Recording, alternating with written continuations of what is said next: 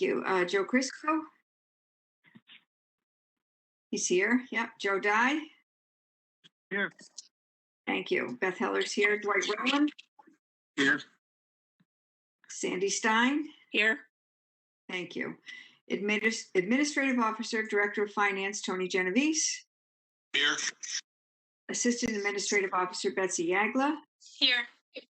Town Council, Jerry Weiner. Here. Thank you. And our clerk, Jerry Shaw, is also here. Here. Thank you. And Media Specialist, Pua Ford, is also joining us to give us the recording this evening. Thank you so much. Item 1 on the agenda is the first elected remarks. So I will begin. Good evening and welcome to the April 14th, 2021 Board of Selectmen regular meeting. I'm pleased to announce that I have now finalized the list of names of residents who have agreed to serve on the Ad Hoc Housing Study Committee. There was a lot of interest in this committee. Fortunately, we had many responses, but unfortunately, not as many openings as applicants. We have a diverse group of 13 citizens and attorneys Dubuque and Weiner and Zoning Enforcement Officer Chris Sullivan as legal advisors and staff to the committee. These folks will be doing very important work, and I'm grateful to everyone who offered to serve. As a reminder, the committee will evaluate the data, engage the community, assess housing needs, and submit a report to the Board of Selectmen per our charge to the committee, which is included in your packet this evening. The following residents have agreed to serve: Debbie Brander, Mika Cardozo, Harriet Cooper, Mary Dean, Buddy DiGennaro, Nicole Donzello, Elaine Feldman, James Graham, Kathleen Hunter, Donovan Lofters, Dwight Rowland, Louis Schaefer, and Dominic Thomas. I will ask the full group to hold its first meeting with the goal of creating the state-mandated affordable housing plan. The Town Planning Zoning Commission continues to work through the application to amend the zoning regulations and the town's plan of conservation and development to permit multifamily housing to most of the town's residential districts with affordable housing. The public hearing has been closed, and now the commission has 65 days to make their decision.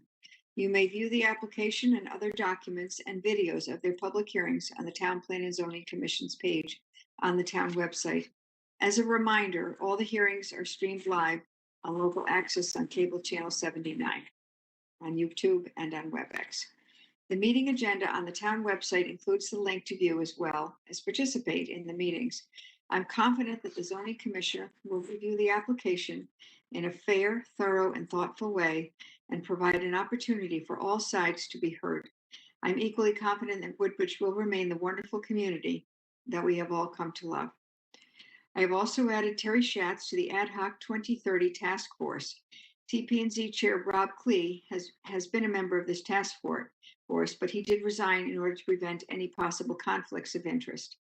You will remember that this group of town leaders and business owners is tasked with working on ways to grow our grand list and make sure our town continues into the future, remaining fiscally stable.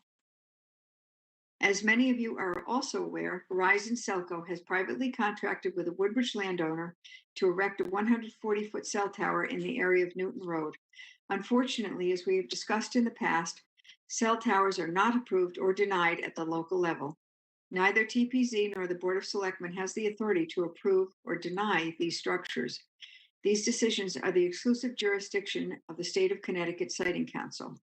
The Board of Selectmen, in our desire to prevent this project from being built in a residential neighborhood, has, however, hired a land use attorney to work with the town to try to find an alternate site for the tower.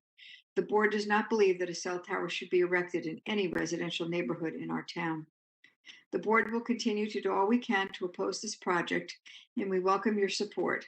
Should Verizon or Cellco, same companies, Verizon Cellco, eventually submit an application to the Siting Council regarding their current proposed location at 118 Newton Road, it will be incumbent upon all who oppose this project to submit testimony against it. It is my hope that the Board of Selectmen will vote to do so as well. We hope to get a further update from our consultant, and I will send out correspondence as soon as I do.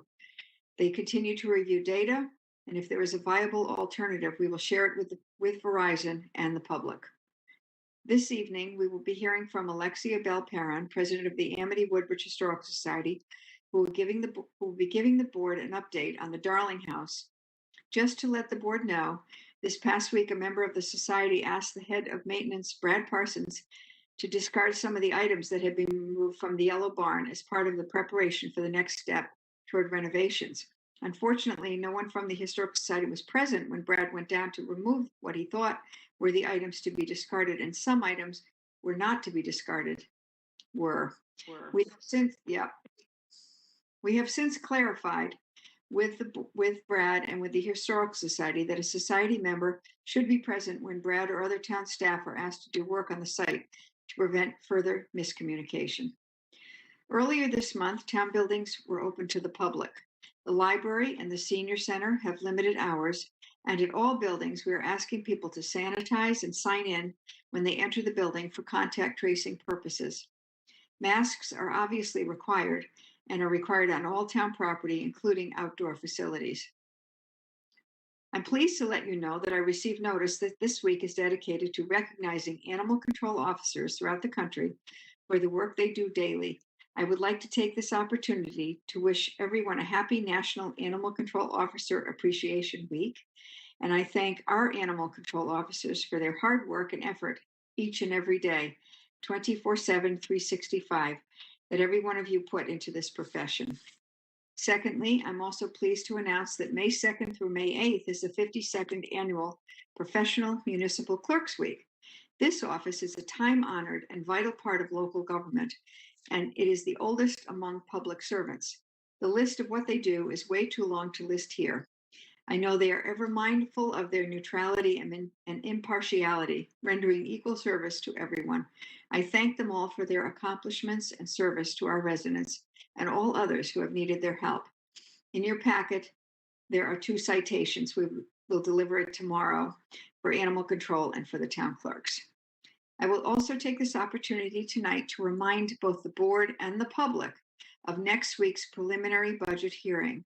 Last fall, in preparation for budget season, we directed all town departments and boards and commissions, as always, to be extra mindful of taxpayer dollars as they prepared their proposed budgets. Over the past few years, we have consolidated staff positions and reduced programs. To put it into perspective, between fiscal year 2015 and 2016 and fiscal year 20 and 21, the town portion of the budget, not including the boards of education, decreased by 0.12%. As a reminder to all residents, the preliminary budget hearing will be held virtually next Monday, April 19th at 7:30, at which time residents will be able to ask questions or make comments on every town department's budget requests. The preliminary budget summary has been mailed to every home in town prior to the hearing, and the full preliminary budget is posted on the town website, as is the link to participate in the hearing. It will also be broadcast on Channel 79 and YouTube. I encourage everyone to please participate. Lastly, the Town of Woodbridge municipal elections will be held on Monday, May 3rd, and the Amity Regional District 5 budget referendum is scheduled for Wednesday, May 5th. Unlike in the fall elections, absentee ballot applications will not be automatically mailed to all registered voters from the Secretary of State. No excuses absentee ballot applications are available online or by request at the town clerk's office. Their phone number is 203-389-3424. The applications may be dropped in the ballot box in front of the town hall, and the town clerk will then mail you a ballot with 2 envelopes. Complete the ballot, put it in the inner envelope, sign that envelope, and put that in the outer envelope, and simply drop the completed ballot in the ballot box. All ballots must be received by 8 p.m. on Monday, May 3rd for the town election and 8 p.m. on Wednesday, May 5th for the Amity referendum. Applications are required for both the election and the referendum. And that's all I have to report. And with that, we'll move on to item 2. I can find my agenda here. Papers everywhere. Sorry, guys. Oh, good. Woodbridge Board of Education, Dr. Budd. I see he's here. Hi, Beth. Hi, everyone. Good evening. Can you hear me? Yes. Great. It's great to see everybody. And I want to say what you already may know, which is May 3rd. The week of May 3rd is Teacher Appreciation Week. So the Board of Education is drafting a letter to go in the Woodbridge Town News, and they asked me to look for some quotes to put in that. And I came across a quote that isn't going in the actual letter, but it's so good I wanted to lead off with it tonight because it's by Abraham Lincoln, and who can disagree, right?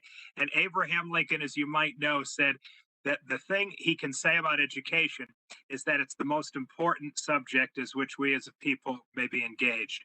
And I want to say, and you may take this for granted, but your very structure of asking me to come every month and make some comments says something about the degree to which you value education in the community. I see your agenda. You have many, many, many, many pressing things on your agenda.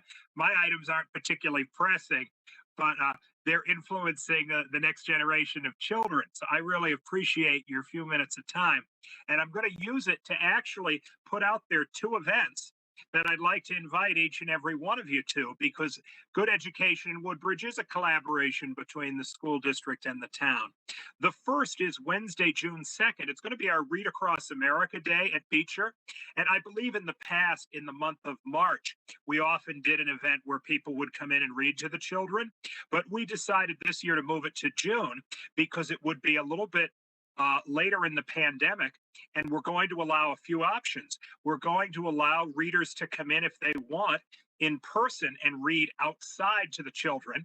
And the rain date, by the way, will be Friday, June 4th. But if people aren't interested or able to come in person, they could participate as a virtual reader. So there's actually more options for readers this year. And I think, actually, I know that our students benefit substantially from seeing and hearing from people, leaders in town government like yourselves. And you can say to them some things about what has led you to your professional position, your civic position, etc. So you'll get a flyer on that after we return from vacation next week, but I wanted to mention it. And then I also want to invite all of you to our in-person Beecher Road School sixth grade graduation on Friday, June 18th. And it has been a while since there's been a graduation. It may not be exactly the same as a pre-COVID graduation, but it is going to be in person in some form or another. The State Department just sent us last Friday afternoon the regulations for graduations of schools in Connecticut, but we believe that some kind of an in-person event is really important to these children and to their families, and we will recognize all town leaders who are able to come. So to the extent that that fits in your schedule, Friday, June 18th, as well as one to put on your calendar. Our school is doing well. We're eager to come back from vacation next week with about only 45 days left this school year. And then next school year will be even better. So I appreciate your support. Happy to answer any questions you may have. Thank you, Dr. Budd. Does anyone have any questions, comments? Actually, Dr. Budd, do you want to mention about where you are from a fiscal perspective? That's very good news. Sure, I did. You're talking, Sandy, for the current fiscal year, or yes.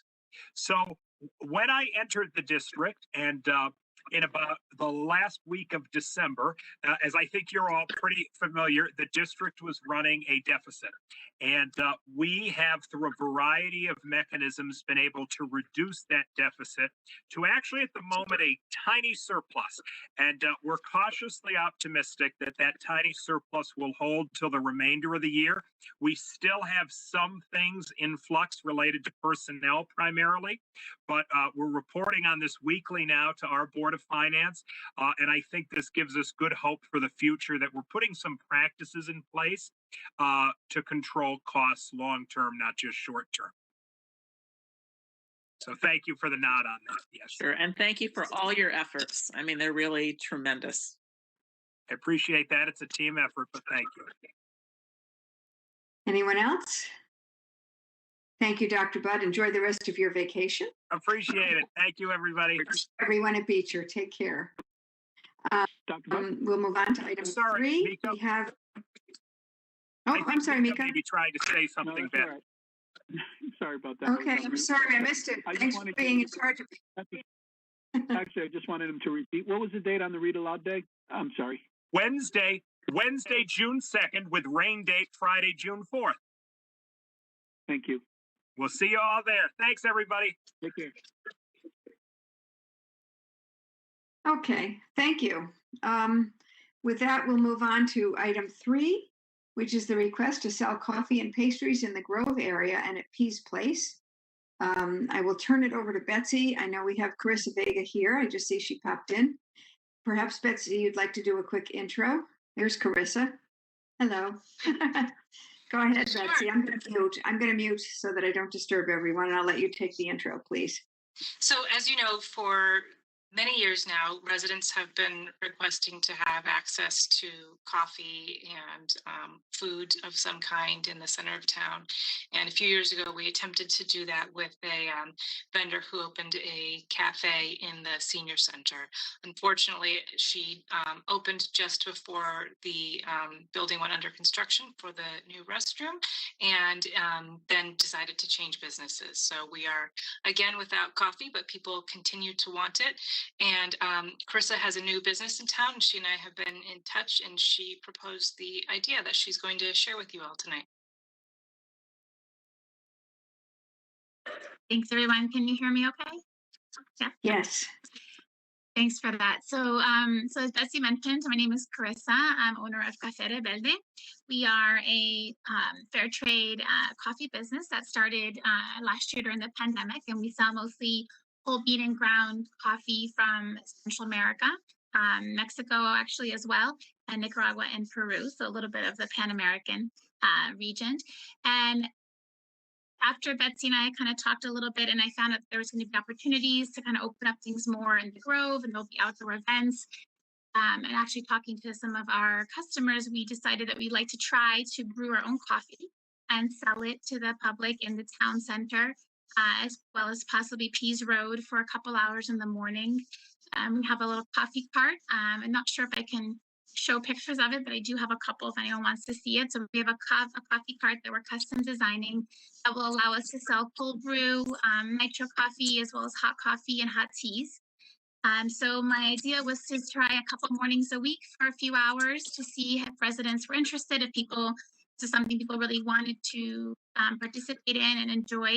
And then as well as possibly on a Saturday morning at Pease Road for families that are there for soccer games or just enjoy the playground. We thought it'd be a great way to kind of bring some of that coffee and a place for kind of the community to gather and be able to provide some delicious refreshments. So that's pretty much what we're looking to do. And if, there's obviously something that we want to see if the town is interested in having us offer to residents, but that's our offer. Thank you. I would open it up to the board to ask your questions.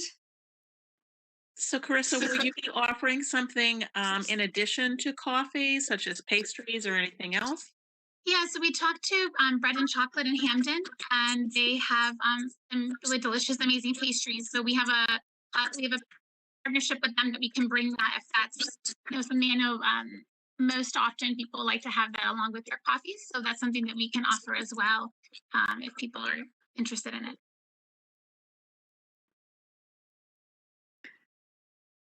Anyone else have any questions? I think it's a wonderful idea.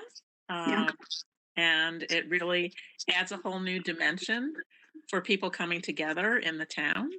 I want to make sure we have enough litter baskets so that when people go this way. So, and that would be up to the town to provide that, obviously not you. So it's important to know actually where your cart will be. Absolutely. And I met with Betsy and we kind of looked at a couple spaces near the old firehouse, kind of where those those are not dumpsters, I'm sorry, the shipping containers are. We were looking at a spot sort of near there where it's kind of close to parking, close to the road-ish, so people have the visibility, and near the library. Have that maybe corner there. We're also just waste is obviously something that's on my mind as a former member of the sustainability committee. So we are trying to use like compostable cups and recycle plastic containers and paper straws. And so we're trying to also, as this is new for us too, trying to find ways to reduce waste as much as possible. Carissa, thank you. It sounds like a wonderful addition, and the timing is hopefully very good. Hopefully things do start opening up, and it's an area where we're looking to have as a center of the community. So this would be a nice addition. Thank you. Are we planning to advertise this on the town website once approval is obtained, or assuming tonight, or so folks know what this is, rather than people just driving by wondering what's going on and things like that? We'll get calls. We want to promote this, obviously, as a fun thing. More Sure. community is always better. If the board approves the request this evening, there would be a news item going out to let people know, and would refer people back to either Carissa's, to the Cafe Rebelde website, or to social media, so that people could learn more about hours and locations. Wonderful. And what date do you? Maybe I missed that. Do you, if this goes forward this evening from the board, what day do you expect to start? So our goal is to start mid-May. We're just waiting to receive our cart. It's being custom built. So once I got the approval tonight, we were going to rush that and hopefully have it within a month. So by mid-May is my updated goal. Good. Anyone else from the board have any questions or comments? I don't want to steal the show here. I think that in addition to sending something out, it would be important to maybe put it in your monthly email letter, your newsletter. Maybe the Woodbridge Town News would be willing to cover it so that it has broad exposure. Sure. We have an opportunity to get the Woodbridge Town News out a week early. It's going out Friday, so instead of next Friday. So we could perhaps put that in there. I'll try to make a mental note to do that. Okay, good. I think Joe Guy had a question, right, Joe? Yeah, go ahead, Joe. That's Joe, yeah. So my question is this an exclusive, or if other vendors wanted to do a similar or same thing, is it open to other people?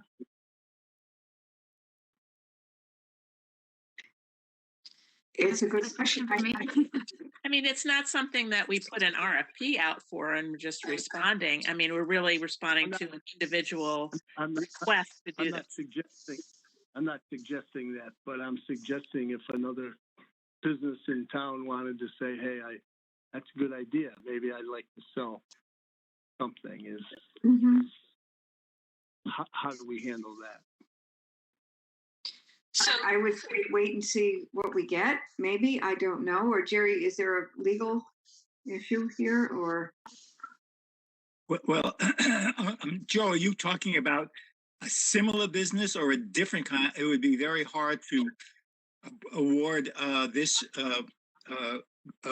person the contract or the memorandum of understanding, which I propose to do, and then have somebody competing. Are you talking about a non-competing cart or something? Well, yeah, my question was really geared towards a non-competing, but that just also raises an issue of exclusivity. I mean, I guess why one business or resident versus any other?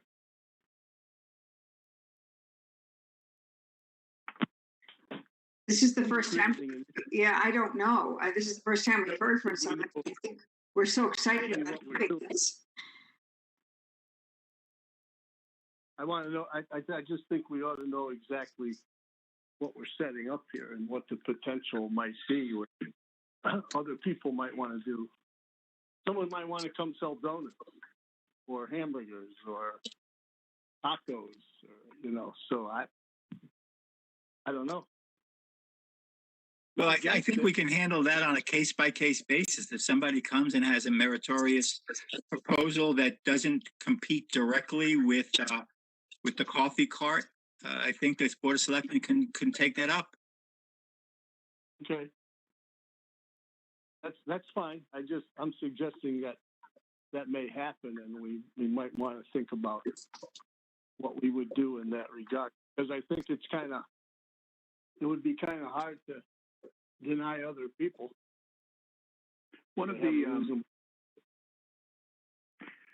one thing that I'd offer is that in this particular instance, one of the appeals, as far as my opinion is concerned, is that it is somewhat smaller subtler and more in line with that area, as opposed to having 3 food trucks in the parking lot or something along that. Not that that's a bad thing, but rather than that. So there is in my mind, there's something of a differentiator in terms of this being very specifically the type of arrangement that it is as being a cart. So if there's other carts like that, then yes, I certainly see Joe's point. It's like, how many is enough, or how many is too many, or should we have more than one? But, I do think what I'd like to think we're approving is this nature of a service, as opposed to something that's just food service in general. So I'd be less inclined to feel the same way about a large food truck than I am about this. That's a good point. I take the point, but we might want to think about having some parameters then before we just start approving things. Understand? I was going to say I'm inclined to do this because as Mika said, it is small and it's a start, and I think we can probably. I'm hopeful that we can, as more, if this encourages other folks, we can deal with them, as Jerry said, on a case by case basis. That's my opinion, one person. So I would be inclined to get this started. I'm so excited that COVID is beginning to end and we're beginning to offer things and have places and things that can get our residents to see each other. And it's we're distanced and yet we're together a little bit again. It excites me a lot. So just my opinion. Go ahead, Sandy. So, Jerry, could you actually maybe review with us the parameters of the MOU? Maybe that would be helpful. We don't have an MOU. I was just going to do a very straightforward MOU with the coffee cart once you approve this, and it'll be, we'll talk about how many hours that she will be allowed to be there, if the days of the week she will be allowed to be there, and also a termination clause for the town as well as for the coffee cart to be able to say this is not working out, I want to get out, and also for the town to be able to say it's.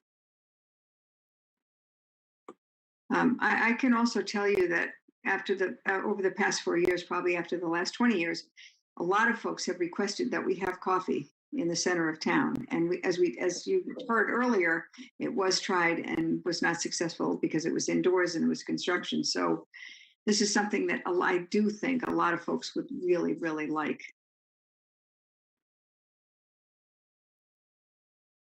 So, Jerry, what is the next step if we want to approve something this evening? We just need a motion tonight. We'll approve it, and then we will get together a memorandum of understanding and have you sign off as well as the operator sign off. Okay.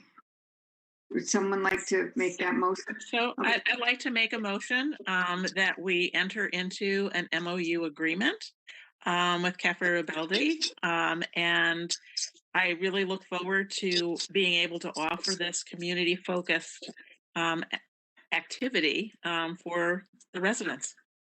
Thank you. I'll second that, and then I'll open it again if there's any further discussion on that motion. Hearing permits. That's just. Yes, go ahead, Dwight. Sorry. I'm asking about permits. I'm assuming she'll have to get the health department permits and all that in order to sell coffee in town. Is that correct? Correct. And I think she's already taken some steps to do that, if I'm not mistaken. I thought that she did. Yes, and I've talked to the health department, and we have, once we have the cart in our possession, we'll have the inspection and get all of that paperwork taken care of. Good question, Dwight. Thank you. Any other questions or discussions on the motion? Hearing none, I'll call the question. All in favor, please signify by saying aye out loud. Aye. Aye. Aye. Any nays? Any abstentions? I think it's unanimous. Very difficult on Zoom, on WebEx sometimes, but I think we have a unanimous decision. So congratulations and thank you and welcome. Look forward to doing it. I'll be the first customer, I think. Thank you very much. I appreciate it, everybody. Have a great night. Take care. Bye-bye. Thank you, everyone. Moving on to item 4 is liaison reports. Get my list here. I'm sorry. Sandy Stein, I'll start with you this time. I'm going to go backwards instead of forward. Okay. I did attend the Library Commission meeting, which was held this past Monday. And I'd like to remind everybody that the Friends of the Library will be accepting book donations from 9 to 11 on our Earth Day celebration, which is on Saturday, April 24th. They are not going to be having a major sale or other ways to collect books, so I urge everyone to take advantage of this time frame. The Library Commission was very pleased with the restoration of $45,000 back into their budget. And the library, as Beth mentioned, is now open 15 hours a week. It's 3 hours a day from Monday through Friday. They're hoping to double that to 30 hours a week starting in July. It might happen a little bit sooner. They do now have a self-check machine that is operational at the library so that you do not actually have to have another person check out what you want to take out from the library.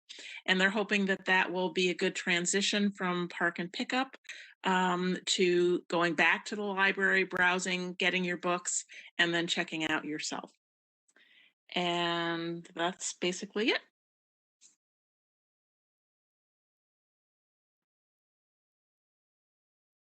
Can't hear you, Beth. Just trying to find the button there. Going crazy. Okay, sorry. Thank you very much, Sandy. Next is Dwight Rowland, please. Okay, I was not able to attend the Human Services meeting that was held on April 5th, but I did attend the Inland Wetlands meeting that was held on Wednesday, March 17th. There were a number of applications that they went through. There was an application for 170 Center Road. The application for restoration is going to be submitted mid-April. So that was pushed back a month. There was an application for 24 Center Road, and that was and then Chris Sullivan is going to work with the applicant, but that was like approved. And there was an application for 22 Rimmon Road for remediation work. There was no action taken on that application, and it's going to be taken up this, in the next meeting in April. For old business, for 15 and 21 Wolf Tree Drive, there was the planning list along with that needs to be submitted for a restoration area, and that's going to be done in April at the April meeting. And there was also a border issue with the land trust property, which borders that. So they were going to address that. Let me see. For 22, there was another one for 22 Rimmon Road for landscaping, and again, it was put on hold with no action. What was approved was the application for a residential site development at 38 Hunting Hill Road. That was approved, and they for 14 Sack Hill, they approved the release of a bond that was being held on the property, and that's about it. Thank you, Dwight. Okay, Joe, do you have anything to talk about? No report. Okay, thank you. Joe Crisco.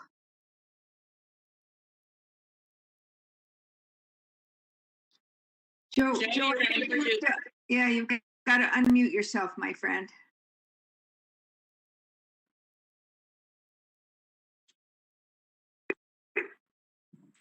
Could you hear me now? We can hear you now. Wonderful. Thank you. Oh, no, I can't see anything on the screen, but that's all right. We can see you. Okay, I attended the Police Commission special meeting on April 7th. The only action was by the traffic authority that approved two fundraising events, charity fundraising. One called the Hope Charity Ride, and the other one was an outdoor arts fundraiser that's going to be on Research Drive on May 15th.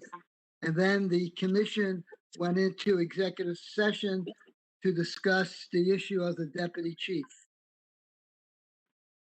I then attended the planning and zoning meeting on April 5th. This was in regards to the application for 2 Orchard Road for multifamily housing.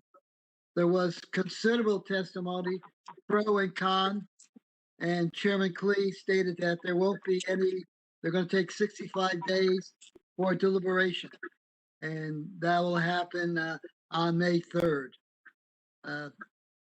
The other meeting by TBZ was a special meeting on April 12th. It was a review of the Amity School turf field warranty. The commission adopted specific language to enable the work on the turf field to go on. And third, fourth was the Board of Fire Commission on March 15th. Just highlighting it, Chief announced that everyone at the fire department has been vaccinated. They scheduled 2 fundraisers. One has already been completed. The next one is on April 24th. And first one was very successful. Chief also stated that he's concerned about the condition of the air packs, and they may all have to be replaced. That's the story for the several commissions. Thank you. Last but not least, Mika. Thanks, Beth. I attended the March 22nd meeting for the Recreation Department. At that meeting, it was the Recreation Department, the Recreation acknowledged and offered condolences on the death of Rita Gdansky to stand against Gdansky, who had been a very long time chair of the Recreation Committee. Rita passed away recently. Also, there was discussion in regard to the scavenger hunt, which I'm sure you've seen some news on and continues. They have expanded it to some degree, and it is still going on as far as I know right now. I'm not sure if Betsy may have some more information on that or not. Additionally, as far as the pool is concerned, things are going very, very well at the pool, both in terms of the use and in terms of the protocols and policies that are being followed as relates to the current COVID situation. The Learn to Swim program that usually runs with Beecher will not be running this year at all. And there was a request put in by the Scouts that we were not able to accommodate that particular request. John had indicated that Dr. Budd had mentioned some outdoor training for Beecher Road, had a grant for outdoor training for Beecher Road. So he was looking at what can be done to accommodate that using the tent that they're planning to put up there as well. Fitness center was set to be open, and as far as outdoor facilities were concerned, there was significant requests for courts and things of that nature. And the running club was being held again this year, starting in April. Summer camp director Beth Young did retire, and her father is Stan Gdansky, and Rita, her mother, just recently passed away. Financially, the rec department is ahead of budget, obviously significantly impacted by what's been going on with COVID. And that is about it. There were a number of requests for, as I said, courts and things of that nature. I also attended the Agricultural Commission this last night. There was additional discussion as relates to the farm leases, and it was discussed that those are impacted, or they need to be reviewed and approved and process followed through the town planning and zoning. So I believe, Jerry, you will be reaching out to Christine in the building department to talk about what can be done to get that on the agenda, one of their next agenda, hopefully their agenda for May. They also discussed the farm stand situation, and there was some discussion as relates to some language in the charter that we need to go over a little bit more detail to understand a little bit better before we can really move forward on that. But that is something that is being looked at and reviewed, and hopefully something that can be cared for so that some changes can be proposed as far as the farm stands are concerned. And what they're looking to do there, obviously, is simply to be able to offer other products from other farms at particular farm stands in case the people who have other products don't have farm stands themselves. That's it. Thank you. And now, let's see, we're up to, I'll leave the floor again. Oh, go ahead. No, my fault. I should have also added that they are looking to, and Betsy, I did point them in your direction on a couple of items. And specifically, they're looking to put just a notification in the paper that they're meeting and that who they are and what they're about. So they may be reaching out to you as relates to that and how to collect information from people who want to provide information and or have some questions during the period that they're not meeting from May to September. And now I'm really done. Okay. That's what you think. We're moving along in the agenda, and you're next on the hit parade here. Number 5 is the ordinance committee update, and I know the minutes that are not approved yet but are draft form were in the packet, and perhaps you'd like to take this as well, Mika. Jerry will jump in as we have to. Sure. Thank you. As you know, the Board of Selectmen did a couple of meetings ago ask the ordinance committee to look at the residential request for us to consider an ordinance to ban particular hazardous material related to turf fields and or artificial surfaces in our town. And this would be something that was specifically for going forward basis as opposed to anything looking back. So the ordinance committee did take a look at that, and we were originally going to have some discussion during the ordinance sessions. However, we felt since half of the Board of Selectmen would be hearing things twice and have people come in twice, it was decided that by ordinance that we would submit the ordinances that are their draft ordinances that are in your package as potential for review by the Board of Selectmen. And we also felt that the issues here or the information here is such and of the magnitude that it would probably be best for us to consider having a special meeting specific to this topic where we could have the subject matter experts and those in the residents who would like to come in and speak and have an opportunity to provide information or input or opinion as relates to this particular topic. So the two proposed ordinances that you have samples of in the packet, the difference between the two is that one also bans also bans organic material as part of the artificial field, and the other one doesn't. But at this point, we feel that it is something that should be considered by the Board of Selectmen and evaluated by the Board of Selectmen. And as I said, we felt that it would be something that we should consider a special meeting specifically for. And with that, Jerry, I'll see if you have anything else to add.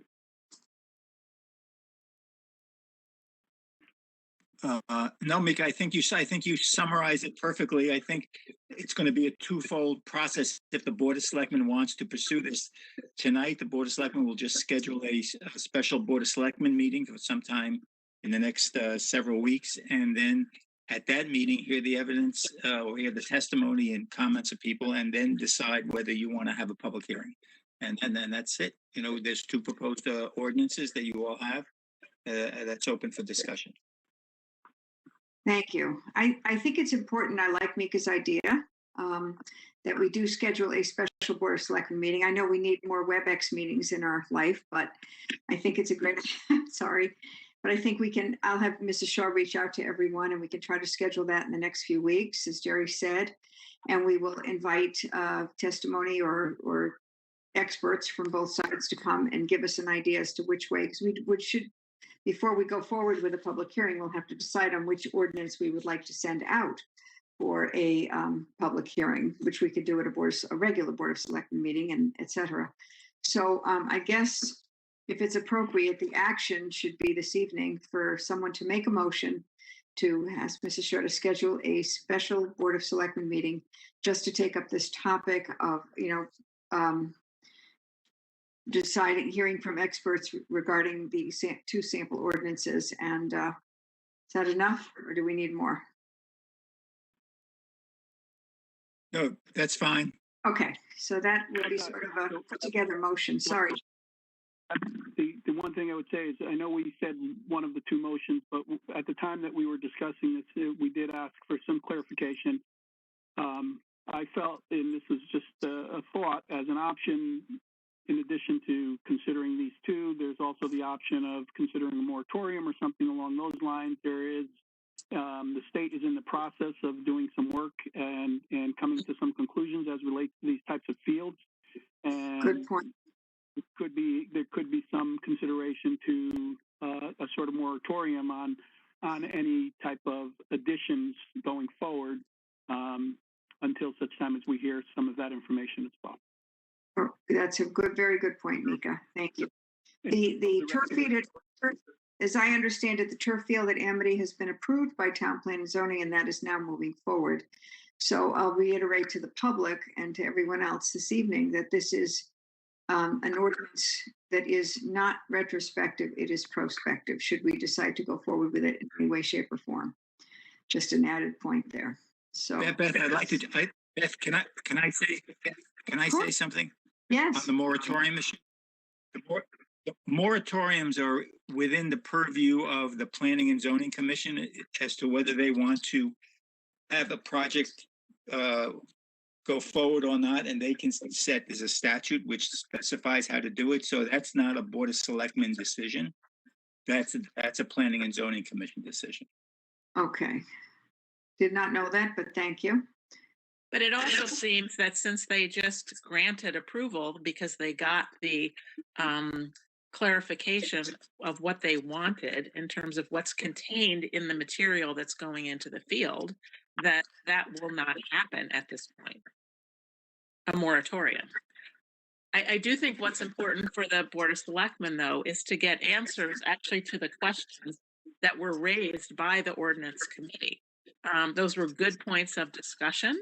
Mm-hmm. And I think that at a special meeting, we need to have the people there who can help us answer and understand those issues. I agree. So with that, I think I put together a motion that we schedule a special Board of Selectmen meeting and we'll have Mrs. Shaw reach out to try to put it together. Is there a second to that motion? Second. Thank you. Any further discussion on this?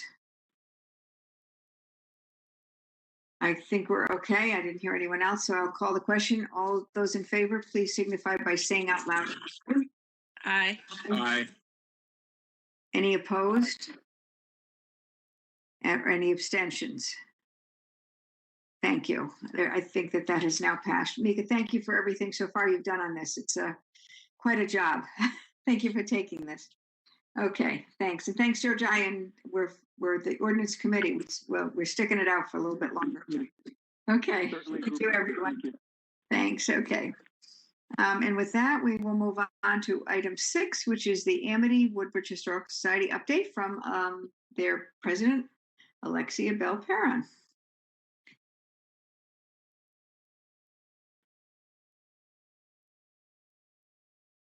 There she is with some lovely flowers. Yes, from my yard, since I've been working at home. So thanks for having me here. I think we have lots of good things to report. We've had a productive and efficient winter. First is, as you know, we received the planning and survey grant last fall to have the engineering assessments of the 3 barns. We did an RFP. We engaged the engineering company GNCB, came with excellent reviews and recommendations, including they have done some preservation projects here in Woodbridge before.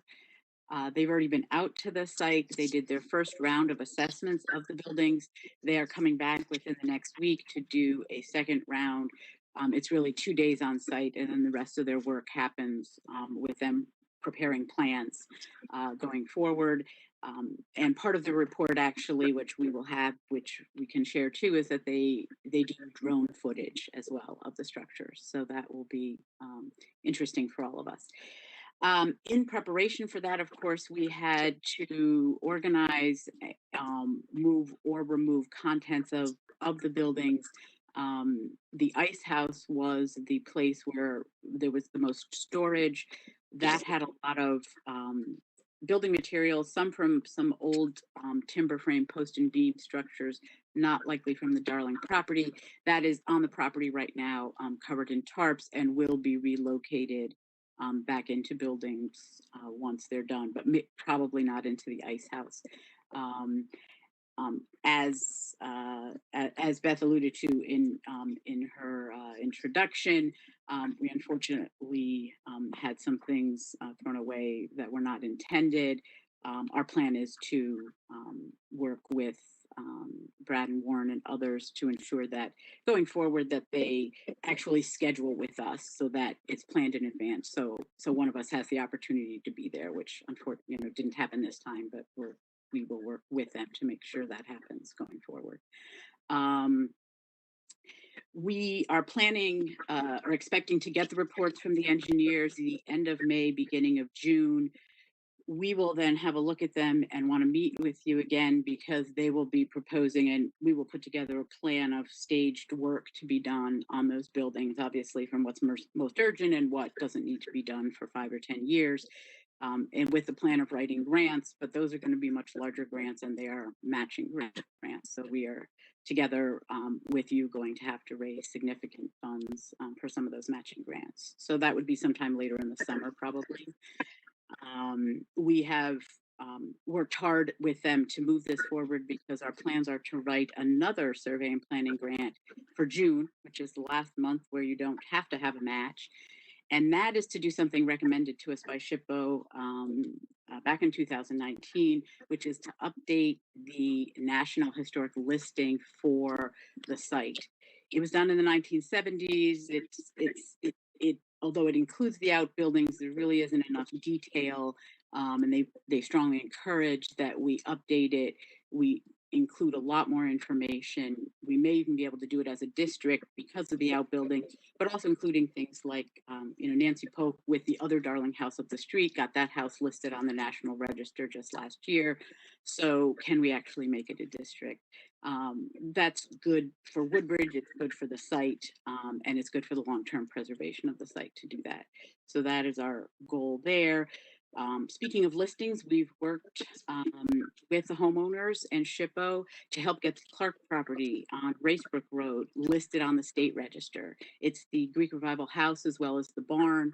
That's an important site for Woodbridge history, important people in Woodbridge, including the first selectman for 25 years, in the mid-20th century, lived there. That's now in SHPO's hands, but we will continue to help them with that. We submitted a letter of intent for a 1772 Foundation grant and were invited to submit a full application, which we did. We have had these grants in the past. They are matching grants, and the Historical Society has voted to match the grant if we received it up to $10,000. And that is to do painting on the street-facing facade of the house and attached barns.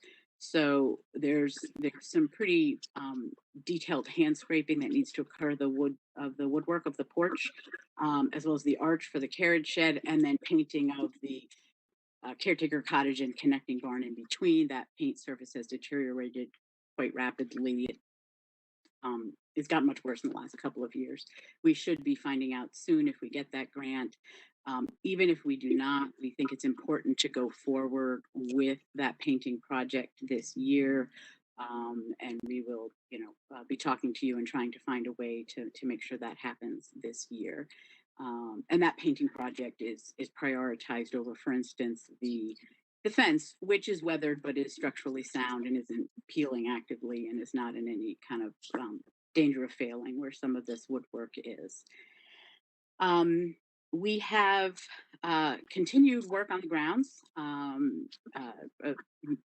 a lot now, just in the last few weeks, with continuing to try to preserve some of the heirloom plants that are there from East Baldwin, the last owner.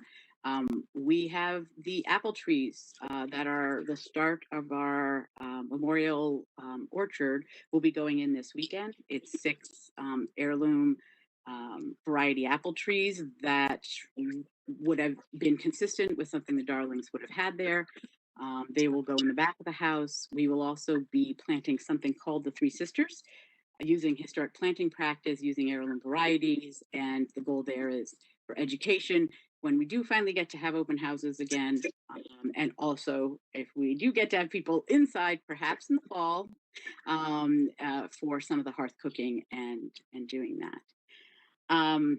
One other thing that we are working on and hope to get something to you maybe towards the end of the summer is working on an emergency plan. A lot of that will involve our collections. For instance, you tell the firemen, if there's one thing you grab in the house, you have time for one thing, this is what you grab. But it's also about the structures and what might happen in some kind of emergency. And so we will provide that to you as well. Any questions about all of that? I said it really fast. I know you've got a long agenda. I have couple other things, but Go ahead, Beth. I'll start. Thank you so much. First of all, I had some questions about the grants. okay.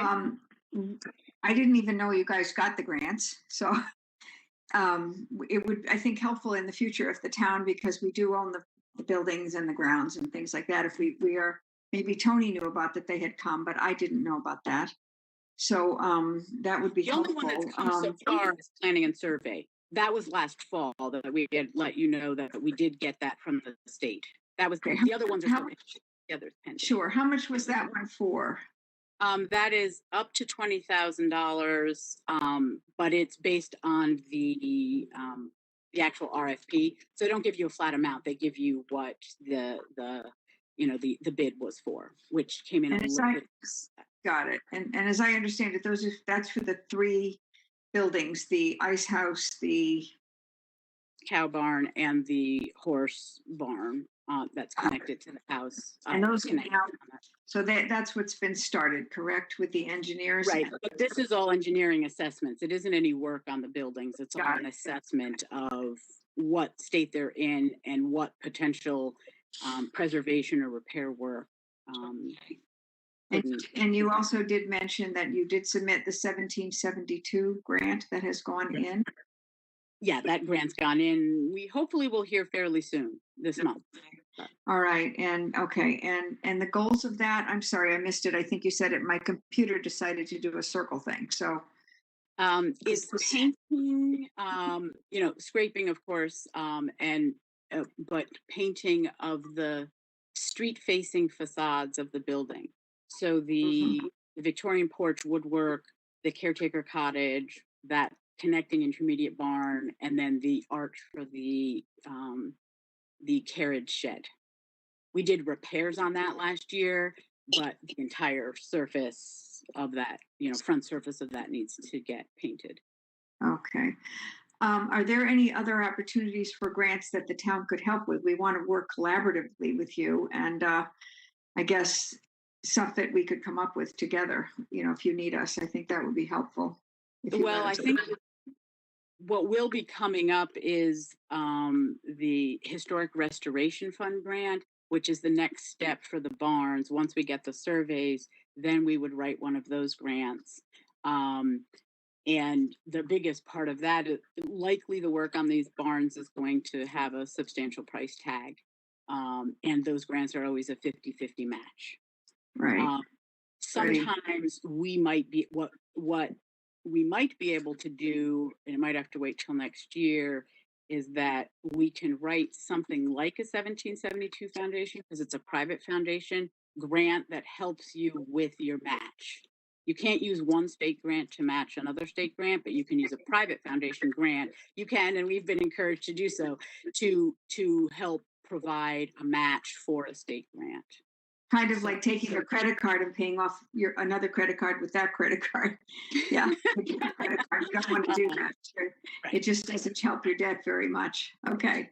I So understand. definitely we will, Thank you. we want to be planning with you how we're going to approach these projects. I mean, we are fairly certain that the ice house will be probably first on the list. We know that that one is the one that has, there are particular issues in the cow barn, but overall the cow barn, we believe, you know, right now is in good shape except for one particular area.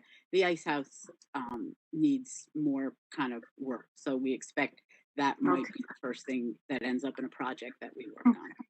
Thank you. I might have more questions, but I'm going to stop talking and I'll turn it over to the next members of the Board of Selectmen. Anyone else who'd like to speak or ask questions? Go ahead, So- Sandy. I do have a question, Alexia, about the grant that the Good to Great grant and what the status is of the work and implementation of that project. So the Good to Great grant is still on hold. And that gets at probably the next thing I was going to talk about. The reason that's still on hold has to do with the town. I'm sorry, well, with the town, but with SHPO and with us, and both SHPO and the Historical Society being truly comfortable that we do have agency at the site. We did get the extension to have the 10-year long-term agreement, but the committee presents a problem for that because their charge is sort of in conflict with that long-term agreement and in according to our lawyers, a breach of that long-term agreement. So we can't really start that project until that problem gets solved.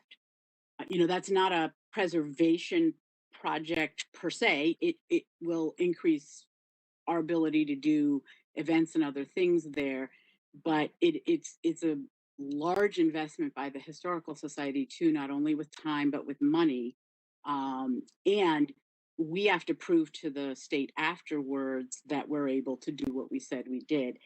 And right now, neither state and with Todd at SHPO nor the Historical Society is confident about that long-term ability to realize the benefits of that grant until some other problems get solved. I mean, that's very concerning because that Yeah. was not really our understanding. And the role of the advisory committee, really, Alexia, is to make suggestions to the Board of Selectmen about what other things on the property could possibly be done. That's all that committee is doing. Well, they've been there are some other things. So what I'm also wanted to ask you tonight is the committee does have other suggestions, but it requires a lot of work on our part because some of those suggestions are not things that should be prioritized or not suggested in a way that makes sense. It takes a huge amount of time for us to try to, I spent a long time on the phone in the fall, as Beth can attest to, and we haven't talked. Not that I don't want to talk to you, but we haven't had a need to take up her time in the last few months because the committee hasn't been meeting. It isn't working. It doesn't work to have two heads of the same site. And that is really what, you know, the committee is not simply just proposing ideas that may or may not be implemented, and they're not proposing ideas to us as the managers of the site with the long-term agreement. I think it's in the best interests of you guys, the Board of Selectmen, of the Historical Society, most importantly for the site, that you guys actually choose. Do you want us managing the site, which of course is what we want to do, or do you want the committee managing the site? You know, you don't have two first selectmen in town. There aren't two presidents. There's never two managers that kind of have overlapping duties. It doesn't really work. And that's sort of what we've been forced into. Well, I think that's really an frustrated as well. Everybody's frustrated. That's an overstatement because they don't manage anything. No. He doesn't manage anything. They just make suggestions to the Board of Selectmen related to the property, which we are supposed to oversee. It's our job. And speak with you guys as to what we thought. We'd like to suggest this, or we'd like to suggest that. And it's not at all, you know, they're not making suggestions to you. Well, right, but that's actually part of the problem. Their suggestions are often acted on without input from us. That did Well, happen. we've had, in September. invited you guys to the meetings and we've asked for representation. I've missed a couple of the meetings, I understand, but as I understand it, folks, no one from the society has come to the last couple of meetings, so they were pretty much canceled. Well, I'm the president of the Historical Society. It's a nonprofit. My job can't be and isn't to make the committee work.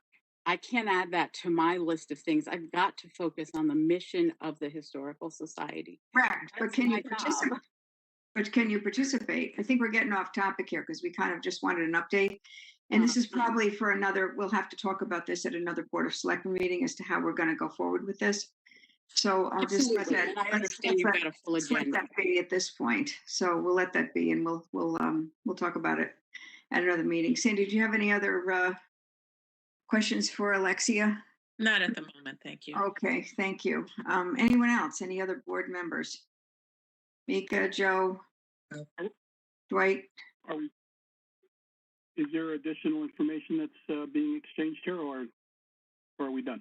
I am happy to provide the letters we've written in the past. I can provide you copies or any other information you may need to make this decision. So please, if there's information you want, I know there isn't time tonight, just let us know what information you want and why we're asking you to make the decision, and we're happy to provide that information. And Alexia, just clarify for my purposes, I may have missed it, but what decision are you referring to? I'm asking that the town actually decides either to have the Historical Society manage the site or have the committee, if that is your choice to make. But it can't continue to be that there's both of us. It isn't working, and it isn't working for the committee or for us. And ultimately that ends up being a problem for the Board of Selectmen, and we're taking up your valuable time too. So I think it's not working for you either. So the current system isn't working. So I'm asking you to decide at a future meeting what you want, but both won't work. That would be a hard decision to make from my perspective without completely understanding what's not working or why the situation is what it is. I know we don't want I to think No, I understand. I thought of I realize it's not going to fit into your agenda tonight. So however you want to schedule us being able to talk more, I'm happy to do, or to give you more information. Definitely, I'm happy to do that. Just let me know what will work for you for that, because I don't want your meeting to end up going 4 hours tonight. Okay. Joe Crisco, you have anything to add? Or no? Okay. Dwight? No, I'm just saying, we haven't heard from the committee in a long time. Right. You know, they haven't come to us with any suggestions, any recommendations or anything. It's been, I don't know how many months. It's been several months since they've come to us. So I can understand maybe some of the frustration, but you know, we should get to the bottom of it though. Yeah, we haven't heard from either side, so I think COVID did not help moving anything forward. So we've been putting the conversation off because of COVID. We understand that that's, but hopefully, as you said, it's starting to end. Yep. And Joe Dye, you have anything to add? Okay, thank you.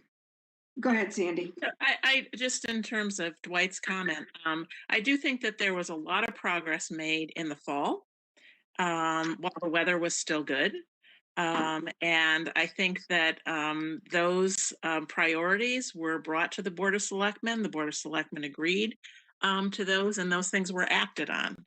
Then the issue was, well, the site survey needs to be done.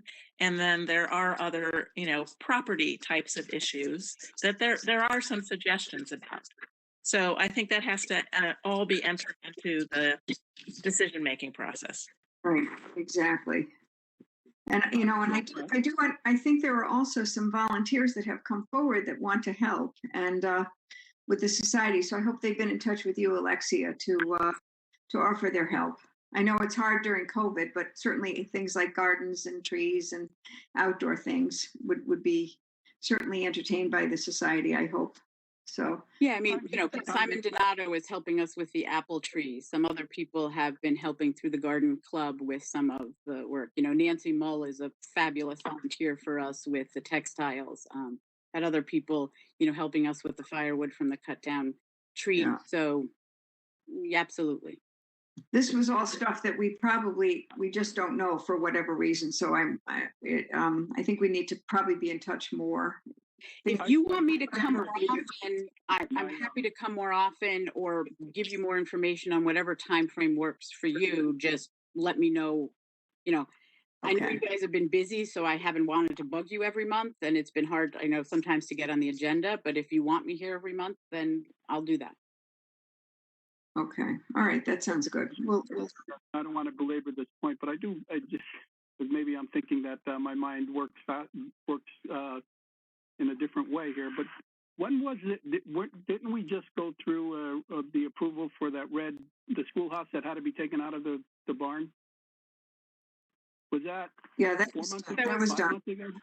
That was in Yep. October, last October. A lot of things happened in the fall. A lot of things, Sandy was correct. A lot of things did happen in the fall, and then I didn't know that there was other things happening. So Okay. we'll have to work on this. We'll have to come up with we'll have to have a discussion and come up with a different plan perhaps as we go forward. But not tonight.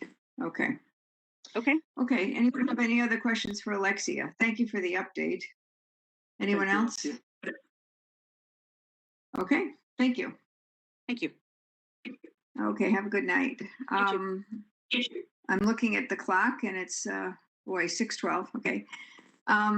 It's now time when we stop for a moment and ask for any public comments. Jerry, they're unfortunately still done virtually. Jerry Shaw, have you had any public comments submitted to you by 3 p.m. today? I have not. Okay, thank you. So that item is finished. And am I correct? We're at number 8, state affirmations. Right. Okay, let's get to that. Thanks. Sorry. Okay, you have in your packet a list of state affirmations as they are listed for 2021. First one is the ADA municipal grievance procedure. The second one is the ADA notice. The third is affirmation action policy statement. The fourth one is compliance with Title VI of the Civil Rights Act of 1964. The next one is the Town of Woodbridge conflict of interest policy. Next one is fair housing policy statement. And lastly is the fair housing resolution. I believe the only thing other than that has changed from last year is that we have a new ADA coordinator, Jeanette Glixman, as Human Services Department Chair. Other than that, and the dates obviously have changed. Other than that, I don't think there's any additions or changes to those. Jerry, are we allowed to vote? Everyone hopefully has read all these prior to the meeting tonight. Do we have to read them, Jerry, or can we just? Oh, no. vote? You don't need to read them. You can have everybody vote. Okay, and we can vote on them together? Yes. Okay, thank you. So I will make a motion that we vote to approve the state 2020-21 state affirmations and authorize the first selectman to sign them as presented. Is there a second? Second. Thank you. Anyone have any comments or questions on any of them? Changes, things they found that needed to be repaired or edited? Hearing none. Okay, I'll call the question. All in favor, please signify by saying aye. Aye. Aye.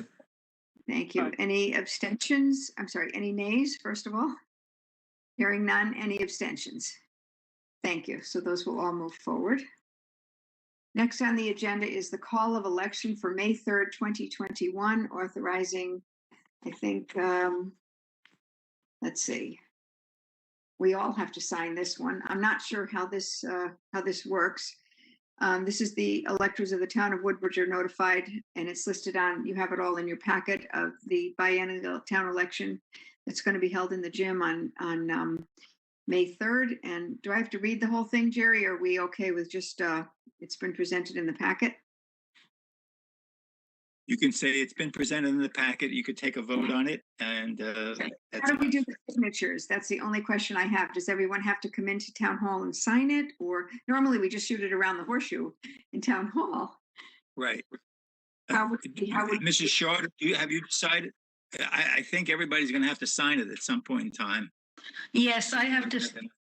What I'm going to do is I'm going to file this with the town clerk tomorrow morning. And I will record each individual vote and send it off to the printer because we have a time frame here.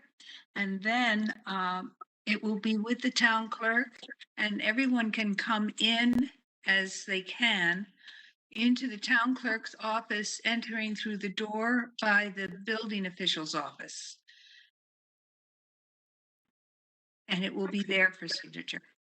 okay, so to move this forward, I will make a motion that we call the annual town meeting as presented in your packet with the directions as lucid as given out by Mrs. Shaw this evening for us to all pop into the town clerk's office to sign it individually.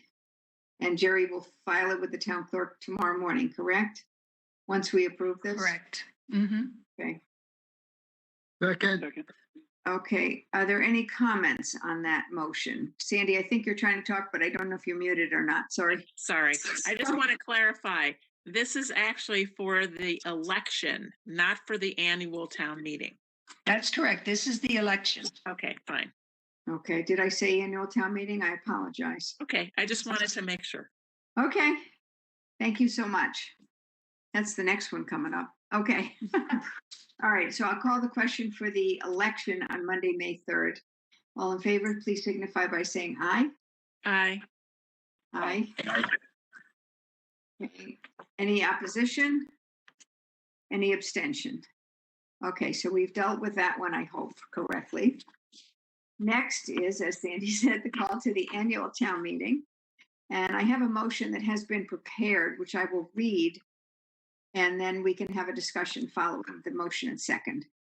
The recommended motion for 2021, the Town of Woodbridge annual meeting pursuant to Charter Article 3, Section 3-2, which is scheduled for May 17th, 2021, shall be held with complete remote participation in accordance with Governor Lamont's executive orders 9H and 7B. And I will ask if that's seconded, and then we can begin to ask questions. Is there a second, please? second, Thank you, Joe. And with that, ask away. I'll turn this over to Jerry for any clarification that anyone needs on this.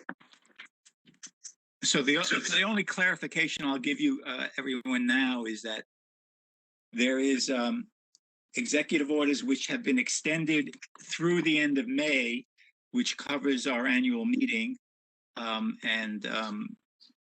The town has the option to have, again, this is the same discussion we had about a week or two ago about the preliminary budget hearing.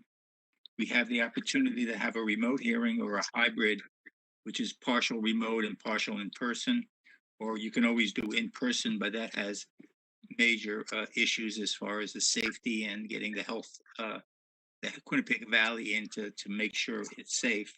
So the recommendation is to have a fully remote annual meeting, and it is permitted by those two executive orders, 9H and 7B. So it will be similar in some ways to the preliminary budget hearing where folks can call in and ask questions or participate. Is that correct? It will be an interactive What we're going to do. meeting. People will have an opportunity to ask questions and to speak with the presenters. Okay, and we need a quorum, is that correct, or something, as I recall, something like that? Okay, Well, different from last year. It's not a quorum. You need 250 people present to change the proposed budget. Okay, great. Okay. Okay, so anyone else have any other questions on this? Thank you. So I will call the question. All in favor signify by saying aye. aye, Aye. Any opposed? Any abstentions? Thank you. That passes. Thank you. Okay, item 11 on the agenda is the Administrative Officer Director of Finances report, and I will turn it over to Tony. Thank you, Beth. I have a report through the March 2021, and we have a budget surplus of $180,000. So that would give us a $220,000 reduction to our fund balance at the end of the year due to the allocation from fund balance in the budget process. Still leaves us with a healthy $6.3 million or 12.58% of our revenue, of our expenses. So that's a healthy percentage, although by no means the top percentage in the state. Our tax collections are currently projected to be on budget this year. And so we've done a good job of maintaining that budget. Our intergovernmental revenues have a surplus due to the coronavirus relief funds that we required from the state, from the federal government. That was $163,000. We're currently applying for reimbursement for the storm related to Storm Isaias, which was in August. And we've submitted most of that information to FEMA, and we are waiting to hear back from them. And based on the timing and the amount of the reimbursement, it would apply to this year or to next year, depending on when we receive the funds. So that's why I've not included that in this projection. Our investment income has a deficit of $130,000, and our rates seem, short-term rates in particular, are still doing very poorly, and continue to have that very small returns. Our charge for services has a deficit of $57,000, mostly due to transfer station $110,000 shortfall, which we've discussed in the past. We are doing well in town clerk fees in particular, which is a $30,000 surplus on an $80,000 budget. So that's a significant increase in fee revenue from the town clerk, which also translates to additional work by the office. So we're thankful for that. Surplus in billing permits is $7,500 in public safety fees. The last item is a new item, and we've seen this year a significant reduction in the amount of private duty for the police department this year. Part of it's due to, I would imagine, the schedule of UI and partly due to COVID. And so the way the system works is we take revenue in from our private duty receipts, and that revenue is designed to cover our expenditures in our employee benefits. So it's we collect an admin fee to cover any of the FICA and Medicare and retirement and other costs related to our private duty work, which is customary in most every town. So we have a deficit that we're going to have in the revenues coming in, but there's a corresponding surplus in the benefit line. So it's really a wash. It's just what this is on the revenue side of the ledger, and then there's a surplus on the expenditure side, which I can get to in a few minutes. So just wanted to make that point about the private duty. Our expenditures, we have a surplus in the building officials line of $15,000. That's basically due to savings in part-time wages and activity. Transfer station has a surplus of $50,000. We do have the $85,000. We have a surplus, but there's $85,000 additional recycling costs and bulky waste. Sort of the recycling cost fluctuates based on the commodity rates of the various items that we recycle. So we have a slight deficit there. Human Services has a surplus of about $15,000, also due to savings and wages. And finally, as I indicated earlier, the benefit line is now increased the surplus by $55,000 to $215,000, which is in addition to the savings that we had earlier in workers' compensation and healthcare. There's a reduction in private duty costs related to reduced private duty assignments in the police department. So, like I said earlier, the two wash each other. And so there's no real impact to the budget. Just want to make that point. Thank you, Any Tony. questions or clarifications? Anyone have any questions for Tony? Okay, thank you very much. Great. Moving on to item, let's see, where are we? 11B, tax refunds. We have a report from our tax collector. And at this point, there are no personal property refunds. There's one real estate refund, a little bit over $6,000, and there are motor vehicle refunds for about $333. With that, so the total refunds for April 2021 are $6,360.95, and I will motion that we approve that. Is there a second? Second. Thank you. Any discussion? Hearing none, all in favor, please signify by saying aye. Aye. Aye. Any nays or abstentions? Okay, thank you, everyone. Item C, we move on to funding requests, and the first one is line item transfer. This is actually a transfer 2021-22 in the amount of $10,560. Additional funds for additional cleaning and sanitizing of the firehouse due to COVID-19. I'll move it forward. I'll move that we approve it for discussion purposes. Is there a second? Second. Thank you, Joe. Tony, do you have anything to add about this or any? Yes, I will add a few things. First of all, we do typically do these in 6-month increments to see the impact of COVID and the need to clean on a certain level.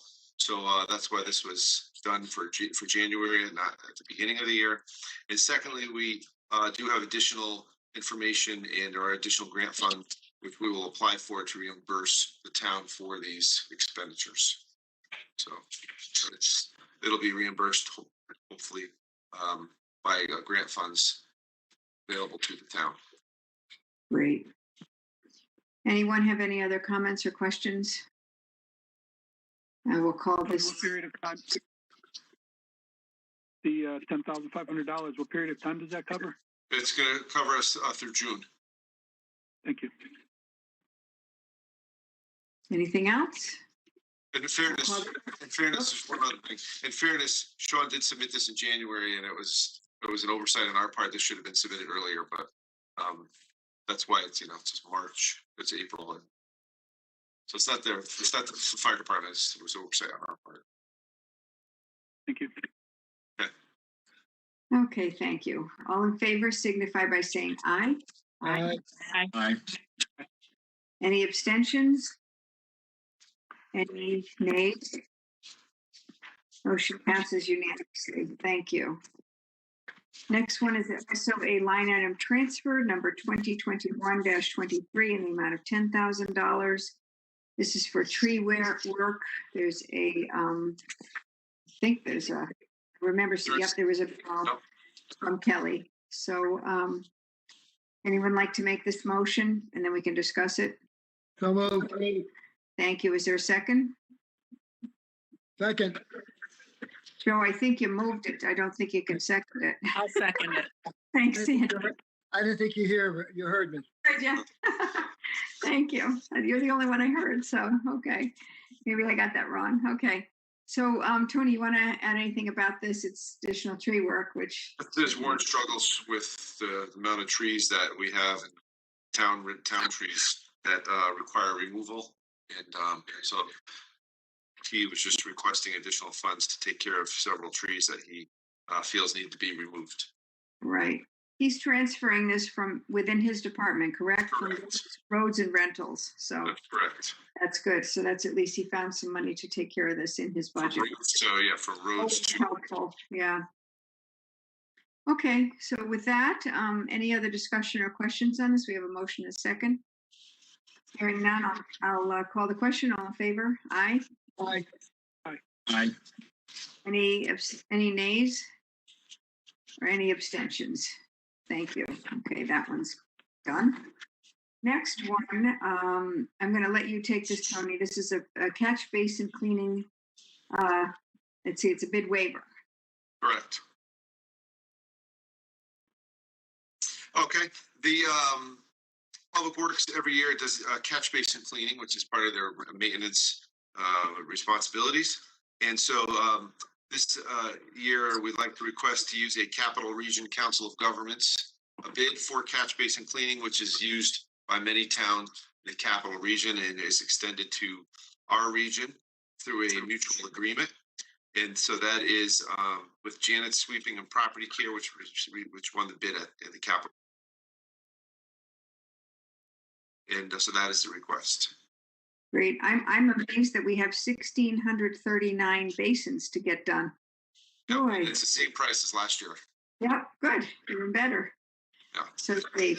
Oh, I'll make the motion that we approve the bid waiver. Is there a second? Second. Oh. Okay, thank you. That's, sorry, Janice Sweeping and Property Care LLC for the amount $37,697. Motioned and seconded. Is there any other discussion on this? Questions for Tony? Hearing none, all in favor, please signify by saying aye. Aye. Aye. Any nays? Any abstentions? I think this one gets through as well. Thank you. Now, who was not able, she reminded us at the beginning, she's not able to answer questions because she's working hard to keep us on television. So this is it's money from, maybe you should explain this one, Tony. You're probably more with it than I am. Thank you. This is so we received grant funds from for the government access TV function, which we had requested to put towards redoing the public address system in the gym. Those of you who have been to town meetings there, the current one is not very good. We constantly receive complaints. We're trying to redo a number of things in the gym related to presentations. This is one of them. And so we went out to bid for this system, and we basically asked the vendors to suggest what they felt was most appropriate for the space, for the function. And after extensive review, and Pua did a lot of review on this, which we're very thankful for, the vendor we'd like to select is Valley Communications. If you see the bid results, there are three bidders. There's 20,000, 22,000, and 24,000. Those are the speaker systems are very similar in those, and that was really what drove the price, is the type of speaker, and the type of. So anyway, that's who we'd like to suggest. They were the lowest of the three, and they were used by the Woodbridge Board of Education, and they become recommended by the Woodbridge Board of Education for some work at the school. Think how wonderful it's going to be when we're back in the center gym having our meetings, and we'll be able to live transmit our annual town meetings, our preliminary budget hearings, all the other things that we do. And there's a couple extra snappy new things that we're getting done as well. That we funded a new curtain a couple of years ago, and it's lovely. We haven't been able to see it because of COVID, and we also are, I think, going to do the gym floor at some point. So a lovely new facility to use once we're all back together again. So it's very exciting. New chairs too, right? New chairs. No? We have no, not yet. Not yet, but I thought that was part of the project. Yeah. Okay. We haven't gotten them yet. I blanked for a minute. I said, I don't know if that happened. No, they're not. No, we don't have them yet. Yeah, it's part of the plan. It's going to be a lovely thing once we get it all done. But it's comes in increments and baby steps, because we don't want to spend too much too soon. So, but it'll be very exciting someday when we're all back together again. So I'm very happy about this. And with that, I will make a motion that we approve this bid 2021-04. Recommend the bid award to Valley Communications for $20,569.65, also per Pua's recommendation. Is there a second? Second. Thank you. Any further discussion or questions? Go ahead, Sandy. So I will say that we should note for the public that this was not the low bid. This was like right in the middle.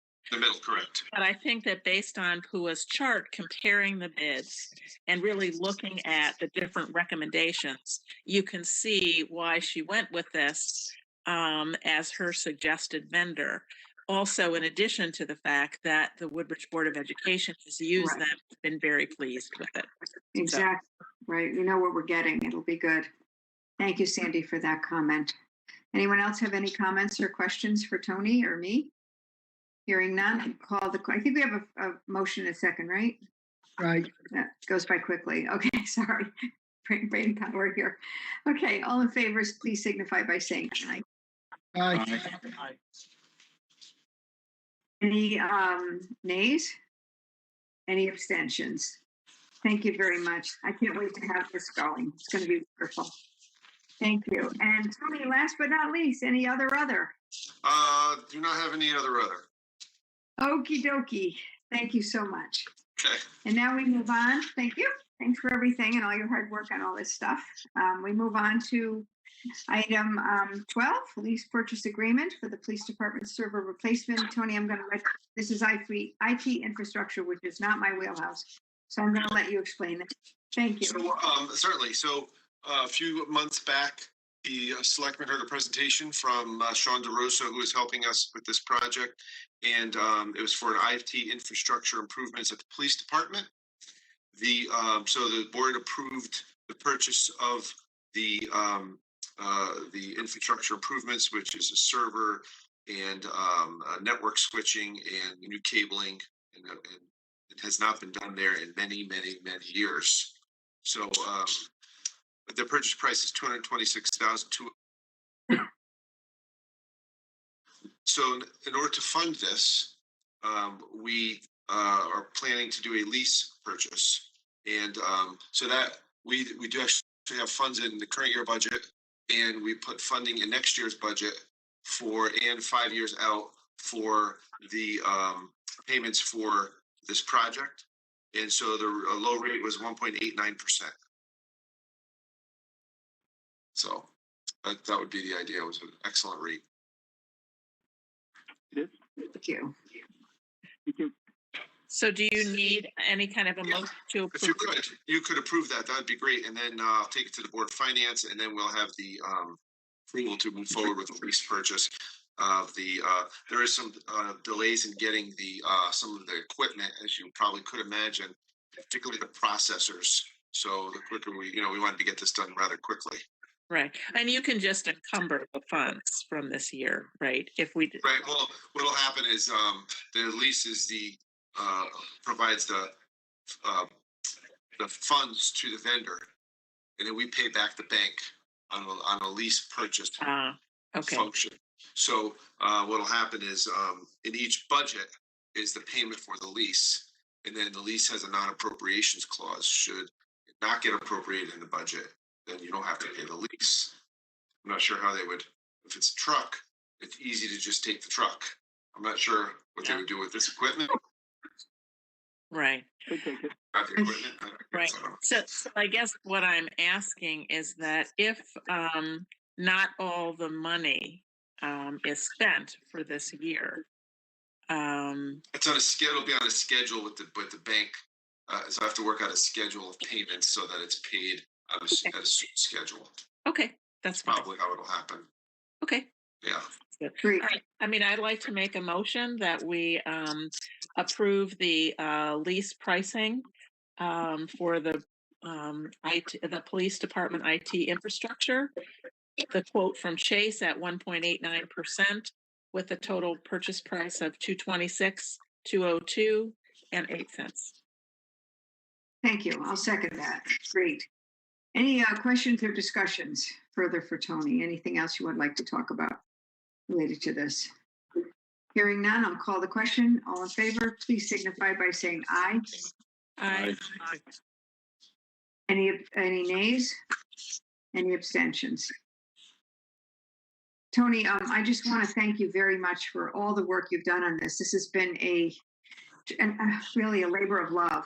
I don't know if it's love, but it's certainly been labor. You've been working hard on this. Trying to get it done before we have any major problems. Right. Exactly. it's so needed, but it really did take a lot of work to get to this. Exactly. Yeah. I just want to acknowledge all your efforts with this. Like with your hair on fire sometimes with all this stuff. Oh my goodness. So, but we're going forward. It's really good. Yes, yes, Thanks to Sean as well. yes, he's for very his helpful. Yeah. support. It was wonderful. Okay, so thank you. With that, we will move on to, we're up to, let's see, Administrative Officers Report. It's the Agla, all yours. Good evening.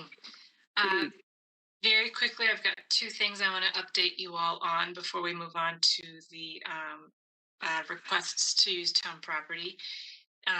Just yesterday, I applied to the AARP grant that we discussed last meeting when we were talking about the survey about how to make improvements to the Grove. And the survey results remained pretty stable. The final top 3 results, similar to when I reported to you in in March, were seating, so a bench, cafe style seating, and game tables. So that's what I applied for in the grant. And the other good news is that the bike crowdfunding campaign was successful and ended a full month earlier than we anticipated. And we just got the check in the mail today, Tony told me, so I'll be coming back to you next month seeking approval to spend the funds and get the project started. Congratulations, Betsy. Thank you. Well done. Excellent. So the next item is the request this month. Two are from outside agencies. One is from Woodbridge Together, a new organization started by Christina Berland, a student at Amity High School. And she is seeking to use the green for an event for people to decorate flower pots. They would buy pots, plant seeds, and decorate them. And the idea is that it would be done shortly before Mother's Day. It could be a family activity or perhaps a gift for mom or for whatever. So it's a very nice, very simple event that she's looking to do on May 8th from 11 a.m. until 4 o'clock. And to make sure that COVID protocols are in place, she's asking people to come in waves. So people will be registering for a time slot, so there won't be a lot of people all at the same time. She was also the student that put together the Luminaria event, which was unbelievable. So I think she's a junior at Amity, so we get to have her for another year here in Woodbridge to do good things. Yeah. So amazing. So just to get it started, I'll make a motion that we approve the Woodbridge Together project as presented. Is there a second? I'll second. Thank you. Anyone have any questions for Betsy on this first one? Okay, I guess that's all we need. So we need anything else, Jerry, like insurance and stuff, or is that answered in this? I apologize, I didn't look. She is going to be partnering on this particular event with the recreation department. So I believe she does not need insurance for this event because of that. Yeah, as long as recreation is sponsoring it, she's fine. Good. Okay, thank you. So we have a motion, a second. All in favor, signify by saying aye. Aye. Aye. Thank you. Any nays? Any abstentions? That one's done. Here we go. 5 more to go. Go for it. The next one from an outside group comes to us from the Amity Middle School PTSO, and they are looking to hold an outdoor celebration for the 8th grade graduation. Normally, I believe this is an indoor event, but due to COVID, they want to be outside where they can space people out more appropriately. So they're looking to use the green for this event. It would have a DJ. They would bring in a food truck for the students, music, games, masks would be required, and there would be chaperones there to ensure social distancing is taking place. When is it, Betsy? Oh, I'm sorry. It is it's on a Thursday, I believe, June 3rd from 5 to 8 p.m. They have a rain date too, I guess, for the 4th if it rains. If it rains both days, I don't know. But that's good. Okay, so I'll make a motion that we approve this as presented. Is there a second? Second. Thank you. Any further discussion, questions? Do they need insurance or is Amity? They do have insurance, and she's in the process of getting me those certificates. Great, wonderful. Okay. I don't think we need anything else. Questions, comments? This is great. I'm so excited that people are actually coming together again. It's all outdoors, but it's wonderful. So with that, I'll call the question. All in favor, please signify by saying aye. Aye. Aye. Aye. Thank you. Any nays? Any abstentions? Hearing none, well, that passes. Number 3. Great. So the next events are all organized and hosted by the town. The first one is on May 8th, which is the same day as the Woodbridge Together flower decorating event, or flower pot decorating event. That event will be on the green. This event will be earlier in the day, but it will overlap a little bit. And the event organized by the town will be closer to the library lawn area. And that is a chalk art party. So this will be led by Youth Services, and they're looking to encourage families to come out and draw on the asphalt sidewalks. And they may also, there will be bubbles, hula hoops. So it'll be fun, simple, free family event. Okay, sounds wonderful. I'll make a motion to approve this one. Is there a second? Second. Thank you, Dwight. Any other questions or comments on this one for Betsy? Hearing none, all in favor signify by saying aye. Aye. Aye. Any nays? Any abstentions? Thank you. We're on a roll here. So I should say that event, the chalk art party, and the next ones I'm going to discuss are all part of a series that we're starting. This is a collaboration between the library, human services, and the recreation departments. And we're creating something that we're calling the Second Saturdays. And it'll be May through September. There will be events in the morning on the second Saturday of the month, and they're all designed to bring people together outdoors in a safe, family-friendly way.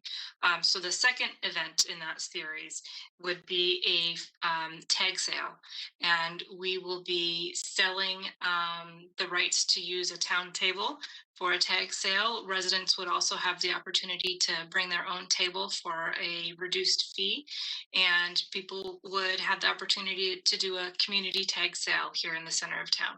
And that would be on June 12th. Any questions on this one? I have a question about food from home. I forgot to ask you this afternoon. I was reading it at the office, and on this one it says, will food be served? And it says, yes, food from home. What does that mean? Oh, I thought I clicked food truck. We've invited a food truck to come to a few of these events, and it's still a little up in the air, but I am hopeful that we'll have 1 or 2 food trucks at a few of these events. Got it. Okay. Just clarification on that. Sorry one. about that. Forgot to ask. No, it's okay. I read it and I should have asked you earlier. I didn't understand. Okay, thanks. So we'll make a motion that we go forward with this one. Is there a second? Second. Okay. Thank you. Whomever, I don't know who did it. Okay. Jerry, you're on. Wait. Yeah, I do have a question. So this will tend to be more adults than kids. How are we going to kind of monitor the number of people? So municipal events don't have a COVID limit on the number of people that can be at an event. However, we haven't gone outside yet to measure the space. We'll be going out to measure so that we can ensure we're putting an appropriate amount of space between the tables, so that even if there is a large crowd, there will be enough space for people to extend from the library lawn all the way over to the green if it feels like that's the safest option. Okay, thank you. Okey doke, we have a motion and a second. Anyone have any other questions on this one? In that Um, situation, is there any way to monitor or control how many people? I mean, is there a reason to consider that? I'm not sure how we could limit the number of people attending an event like this. I do know how many tables the town has, and I'm not prepared to sell as many tables as we do have. Like I said, I have not gone out yet to measure the space yet, but I do want to be very cognizant of how many people this could attract, and obviously more vendors would attract more people. So I think it'll be a balancing act of making sure the event is successful, but also not crowded. And traffic control, things of that nature are cared for in that area? Yes.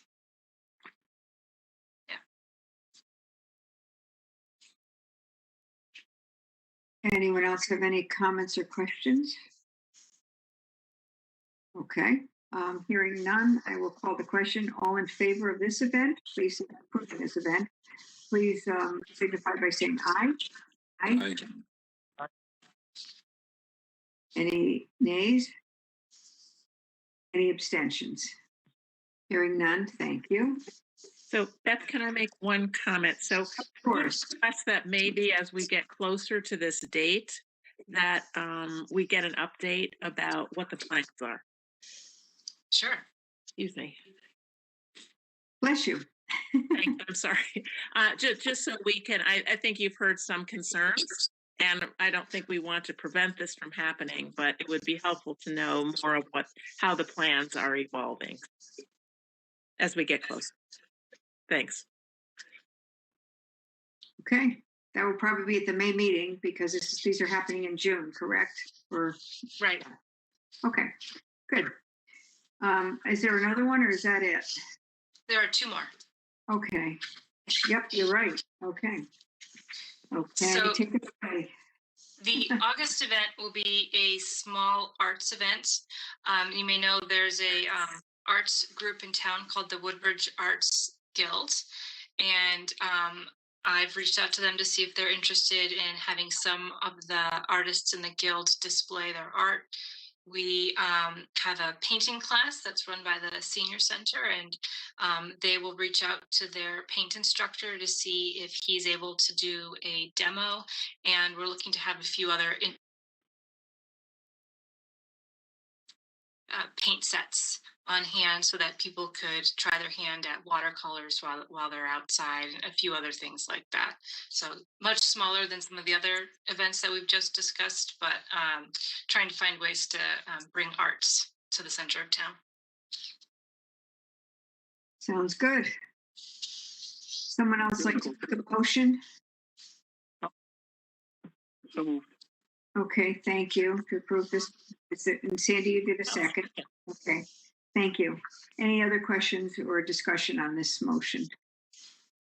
Hearing none, all in favor, please signify by saying aye. Aye. Aye. Aye. Okay, thank you. And last but not least is the last one is something it's the library lawn, display and sell their crafts, right?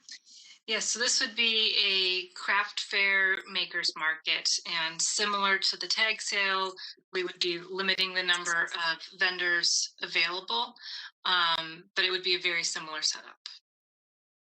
And this is in September, correct? Yes, this is the Saturdays. Yeah. Yes, this is the last event in the second Saturday series. Great. Okay, wonderful. Okay, I'll make a motion that we approve this. Is there a second? I'll second. Thank you. And I'll open up to any other questions on this one. Any other questions? Hearing none. All in favor signify by saying aye. Aye. Aye. Aye. Any nays? Any abstentions? All good. Okay, thank you. Wow. And thank you so much, Betsy, for taking the initiative to really start to organize all this. And this is really community focused, and hopefully will get people engaged and be able to be together. Second, whoever's idea was to consider the second Saturday theme. I think it helps for people to know that something's going on, and it helps for planning purposes. I think it's a great idea. Thank you very much. Thank you. Okay, thanks, Betsy. Good job. Number 15 on the agenda is the acknowledge receipt of the town clerk's report. You have it in your packet. I'll make a motion that we acknowledge receipt of such. Is there a second? Second. Thank you. Any discussion, questions on these? We'll move it forward. All in favor, please signify by saying aye. Aye. Aye. Aye. Any nays? Any abstentions? Thank you so much. Okay, here we go with minutes. Unfortunately, we have quite a few. Not all of ours, but here we go. The first one is, I hope I got this right. I'm going to try to do this. First one, I think, is March 10th, 2021. Board of Selectmen regular meeting. I will motion that we approve them. Is there a second? Second. Thanks, Sandy. Does anyone have any edits, changes, additions to these minutes? Okay, hearing none, I'll call the question. All in favor, please signify by saying aye. Aye. Aye. Aye. Aye. Any abstentions? Any nays? Okay, that one's done. Next one is we had a Board of Selectmen special meeting on March 30th, 2021. I will move, we approve these. Is there a second? Second. Somebody, thank you. Gotta keep stay awake out there with all these things. Thank you. Any edits, changes, additions? Hearing none, I'll call the question. All in favor, please signify by saying aye. Aye. Aye. Aye. Aye. Any nays? Any abstentions? Okay, the 30th are done. Now we go along to the budget meetings. The first one was a joint meeting of these are all joint meetings of the Board of Selectmen and Finance. The first one was on Tuesday, December 1st, 2020. I will motion we approve these. Is there a second? Second. Thank you. Any comments, questions, edits on these? Hearing none, all in favor, please signify by saying aye. Aye. Aye. Aye. Any nays? Any abstentions? Okay, next one, Thursday, December 3rd. Seems like it was a year ago, 2020. I will move motion approval of these minutes. Is there a second? Second. Thank you. Any additions, changes? Anything? Okay. All in favor, please signify by saying aye. Aye. Aye. Aye. Aye. Any nays, any abstentions? Okay, thank you. This one is Tuesday, January 26th at 6 p.m. This was the 2021, sorry. I think it was the last of these meetings. Hope. Nope, there's another one after that. Never mind. Okay, I'll motion that we approve the January 26th, 2021 minutes. Is there a second? Second. Thank you. And it's additions, changes. Hearing none, I'll call the question. All in favor, please signify by saying aye. Aye. Aye. Any nays or abstentions? I feel like saying aye, never mind aye. Oh my goodness, okay. Two more, I think. Oh my goodness, okay. Next one is the joint board meeting, Boards of Finance and Selectmen on Thursday, January 28th, 2021. I will motion that we approve. Is there a second? Second. Thank you. Any edits, additions, changes? Hearing none. Call the question. All in favor, please signify by saying aye. Aye. Aye. Aye. Aye. Carry it on. Here we go. Okay. Any nays or abstentions? Thank you. And I think we're done after Tuesday, February 2nd, 2021. We had a lot of meetings, a lot of get-togethers. I will motion that we approve these minutes. Is there a second? Second. Thank you. Any edits, additions, changes? Hearing none, I will call the question. All in favor, please signify by saying aye, aye, aye. Aye. Thank you. Any nays? Any abstentions? I think we got through the minutes. Whew. Thank Karen for all that work. My goodness. Thank you. And Jerry Shaw as well. Thank you. And with that, we move on to item 17, Town Council's report. Jerry, do you have anything before we go into executive session? No, just that one item on executive session. Thank you. So with that, we have item 18 on the agenda, which is the executive session pursuant to Connecticut General Statutes 1-200, paren 6 and parens, paren B and parens, and 1-210, parens B and parens, parens 4 and parens, litigation regarding tax appeal settlement, Willow, Connecticut Prop Company LLC at 225 Amity Road. I will make a motion that we go into executive session for that matter. Is there, and invite into that Tony Genovese and Jerry Weiner. Is there anyone else I need to invite in, Jerry? No, that's it. Thank you. So with that, I will call that motion. Is there a second? Second. Thank you, Dwight. Any comments on this matter before I call the question? Hearing none, I will call the question to go into executive session. All in favor signify by saying aye. Aye. Thank you.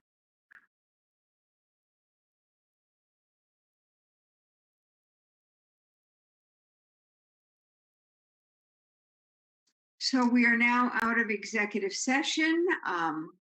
There were no motions made nor votes taken during executive session. And with that, I will turn to Sandy Stein, Selectman Stein, to just make a motion for us, please. Okay, I would like to make a motion to approve the tax stipulation that we discussed in executive session, and Jerry will actually indicate the value numbers that we agreed to. Okay, yes. Jerry, this is in the case of the Willows, Connecticut Propco LLC versus the town of Woodbridge. And the property is located at 225 Amity Road, Woodbridge. And the parties have agreed to stipulate that the value of that real estate going forward shall be in the amount of $4,250,000.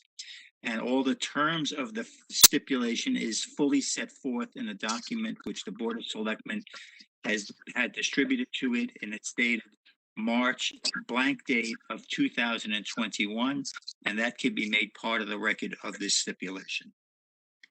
Thank you. Is there a second to that motion? Second. Thank you. Okay, great. Any other discussion on this motion and seconded item? Hearing none, I'll call the question. All in favor, please signify by saying aye. Aye. Aye. Any abstentions? Any nays? It's unanimous. Thank you. And that ends our agenda items for this evening. I'll make a motion that we adjourn. Is there a second? Second. Thanks, Cindy. Non-debatable. Good night, folks. Good to see everyone. Drive carefully wherever you're going. Thank you so much. Take care, everyone. Good night.